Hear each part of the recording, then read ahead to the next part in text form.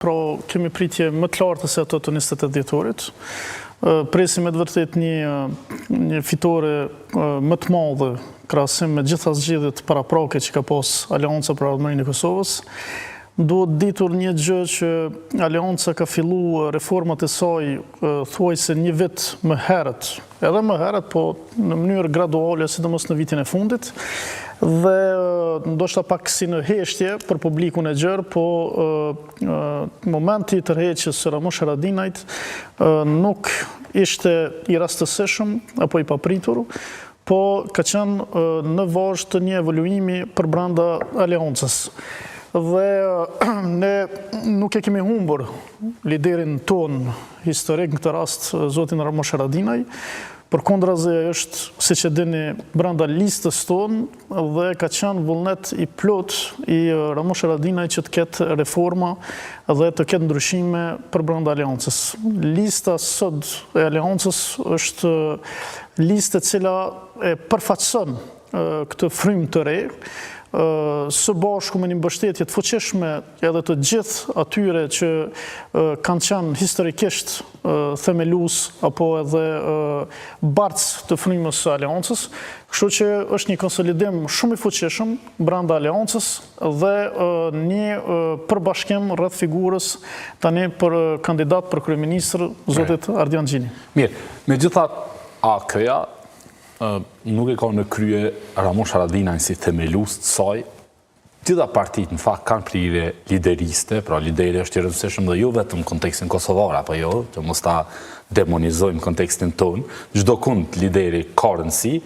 Megjithatë, sidomos në AK, fakti që Haradinaj nuk është në krye të listës, nuk është kandidat për kryeministër, dhe duket më i tërhekur, pavarësisht se ai është në listën tuaj, a besoni që mund të ketë ndikim tek rezultati, pasi AK-ja mezi kaloi praktikisht pragun në zgjedhjet e dhjetorit? Po, do të ketë ndikim të rezultati dhe siç e thash më herët, do të ketë një ngritje të fuqishme të Aleancës. Për arsye se ka qenë jashtëzakonisht e mirëpritur dhe ka krijuar një simpati shumë të madhe ndaj figurës së Ramush Haradinajt në opinionin publik, sepse ai ka treguar që është një lider i vërtet. Dhe lideri i vërtet nuk do thotë a është në krye të listës apo a është në krye të partisë. Ramush Haradinaj, siç e theksova më herët, është lideri ynë historik, ai nuk ka ikur, nuk është tërhequr, është brenda listës dhe është brenda partisë. A është prarimi politik i Haradinajt në këtë rast? Apo shihet si fundi politik i tij? Jo, absolut. Në formë tranzicioni dhe vetë garimi i tij në listën tuaj zgjedhore, po shihet vetëm që mos t'ju lërnë me rezultat keq, pra mos shihet si Jo, nuk ka fare të bëj me atë. Unë isha në mbledhjen pra kur zoti Haradinaj dhe siç e thatë jam antar i kryesisë, i kanë përcjell reformat nga afër, bile edhe projektu disa prej tyre. Kështu që zoti Haradinaj përkundrazi nuk është tërhequr nga politika, nuk e ka ndërmend të tërhiqet nga politika, nuk e ka thënë asnjëherë në gjë të tillë, as në mbledhjen kur e ka shpalosur për publikun e gjerë pra tërheqjen e tij për kandidat nga kryetari i Aleancës. Ramush Haradinaj vetëm ka treguar se është një lider i plot dhe, siç thoshte Aristoteli, një komandant i mirë, ditë tjetër edhe një ushtar i mirë.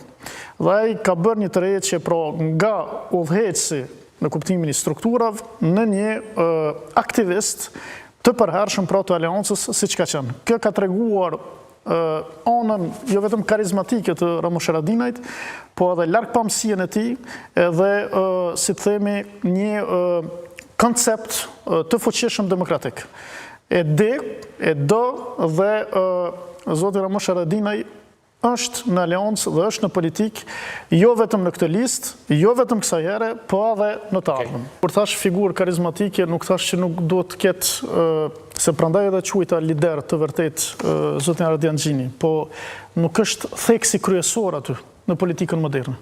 Dhe në këtë destabilitet, ju e quani përplasje, po nuk është përplasje. Zonja Osmani ishte për gjatë gjithë kohës ajo që i ndihmoi zotit Kurti dhe e ka shprehur vetë, nuk e kam thënë, e ka thënë ajo. Dhe këto lojra që duken në sytë sot të shqiptarëve të Kosovës, të qytetarëve të saj, që duken sikur fëminore, që janë edhe skandaloze, kërkojnë stabilitet, janë mërzitur qytetarët e Kosovës. Pse janë fëmijërore? Janë fëmijërore, sepse ajo ishte në pushtet, kur i ka po këto, pse nuk i ka denoncu? Kur u hëq nga presidenti, sepse unë jam komplet, kam qenë, jam edhe sot edhe do t'jem për herë, kundër zonjës Osmani. Për mua është një njeri e cila nuk i ka sjell asgjë mirë dhe asnjë të bërë këtij vendit, në kuptimin politik dhe institucional të fjalës.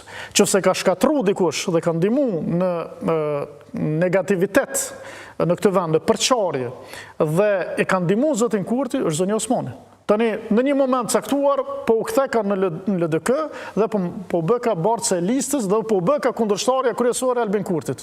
E kuptoni, është fjala për... është fjala për 2 javë, për 3 javë. Të ishte për disa vite, do ta kuptoja, po ta bënte një pushim zonja Osmani dhe të kthehej si lidere. Kujt po ja shesin këto gjona, këto lojra? A është akoma populli shqiptar i Kosovës në këtë fazë ku nuk e kupton se ç'është politika dhe që janë lojrat karrieriste të zonjës Osmani apo të Albin Kurtit? Këto lojra për pushtet? Pse s'më le mua, se dua unë, dua ti? Jo. Sot, qytetari i Kosovës është ka kërkon një politik dhe një politikan i cili sjell stabilitet dhe e ka seriozisht punën dhe politikat për ta quar për para pra zhvillimin e Kosovës. Këtë po e kërkon. Nuk është ka kërkon fjalët e zonjës Osmani, se që ka po, që ka një në një moment, sepse këto lojra... Zoti Bislimi, ky stabilitet po duket goxha i vështirë në bazë të sistemit tonë, elektoral, në bazë të ndarjes së pushtetit, në bazë të votës. Pra, po ju kuptoj çfarë po thoni, po në anën tjetër është vështirë e besueshme që për shembull AKJ ti marr 45%. Jo, s'do i marr. Dakor, nuk po e tham që t'ju nxjerr një rils aty për diskutim. S'është kjo çështja. Çështja që po ju pyes është që edhe pas zgjedhjeve partia duhet të ulen në gjejnë një zgjidhje fillimisht për çështjen e presidentit.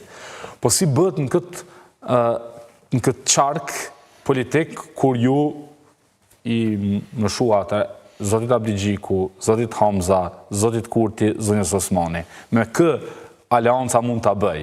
Mund të bëj këtë kontekst edhe këtë dialog politik? Unë nuk i mshova zotit Hamza, zotit Abdigjiku, por në kuptimin që e u tregova pse është lider i vërtet pro Ardian Xhini. Për dallim faktikisht për këtyre tjerëve. Sepse unë nuk kam sulmuar asnjëherë opozitën, edhe tani do ta kisha kursyer LDK-n. Mirë po, jo Vjosa Osmani. Sepse Vjosa Osmani nuk e shoh LDK në këtë rast, ose nuk e kuptoj këtë farë... është tash bartëse e listës LDK-s. është e pa kuptim, faktikisht, që vetëm për mua, po edhe për qytetarët, ku një njeri e cila e tradhton LDK-n dhe pastaj kthehet në një moment caktuar, sepse nuk e zgjodhen presidente, dhe ku LDK-ja e paraqet si kandidate për presidente në krye të listës, në një sistem parlamentar, sinqerisht, ka diçka këtu që të pakuptueshme s'poku në kuptimin konceptual të gjonave dhe në kuptimin institucional. Sepse nuk ka askush kandidat për president në nivel të partive politike.